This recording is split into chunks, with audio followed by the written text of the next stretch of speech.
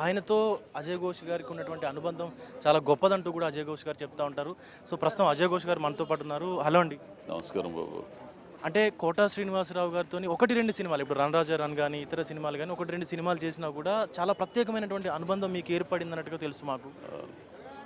ఎందుకంటే ఆయనే పిలిచి ఒకసారి ఒక 5-6 నెలల క్రితం పిలిచి నీతో మాట్లాడాలన్నాడు సార్ అని చెప్పేసి వాళ్ళ అసిస్టెంట్ పిలిస్తే వెళ్ళిన చూసి కింద నుంచి పైదాకా చూసి అన్నీ అప్పటిదాకా నేను చేసిన సినిమాలు ఆ ఇంటర్వ్యూలు అన్నీ చూస్తున్నాడంట. నేను ప్రతి ఇంటర్వ్యూలో చెప్పుకుంటాను, నేను నా ఆరాధ్య నటుడు, నా ఆదర్శ నటుడు అని చెప్పాను. అయితే చూసి ఒకటే మాట అన్నాడు, అన్నీ చూసి బాగా చేస్తున్నావురా, నేను చూస్తుంటే నన్ను నేను చూసుకున్నట్టు అని ఉంది అని అన్నాడు.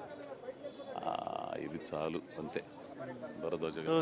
చాలా వరకు కూడా కోటా శ్రీనివాసరావు గారు అంటే ఏ క్యారెక్టర్ ఇచ్చినా కూడా దాన్ని ఆయనకు తగ్గట్టుగా ఇంప్రవైజేషన్ చేసుకుంటారు. మీరు కూడా అలాగే చేసుకుంటారని మాకు తెలిసింది.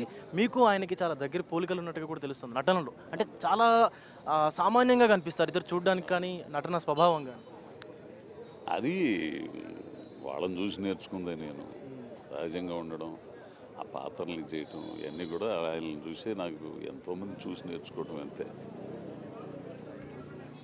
సో, చేసిన 1, 2 సినిమాలకైనా కూడా నాకు ఆయనతో ఒక ప్రత్యేక అనుబంధం ఏర్పడిందంటూ ఇటు అజయ్ ఘోష్ గారు కూడా చెప్తా ఉన్నారు. ప్రతి ఒక్కరు కూడా కోటా శ్రీనివాసరావు గారు అంటే అసలు తెలియని నటుడు ఉండడు. చిన్న నటుడు నుంచి పెద్ద నటుడు వరకు అందరూ కూడా సినిమా అంటే కోటా శ్రీనివాసరావు గారు గుర్తించేంతగా ఆయన నటన ఉంటుందంటూ కూడా అజయ్ ఘోష్ గారు మాట్లాడుతున్నటువంటి సిచ్యువేషన్ అయితే కనిపిస్తూ ఉంది. కెమెరా పర్సన్ నరసింహతో విజయ్, బిగ్ టీవీ, కోటా శ్రీనివాసరావు గారి ఇంటి వద్ద.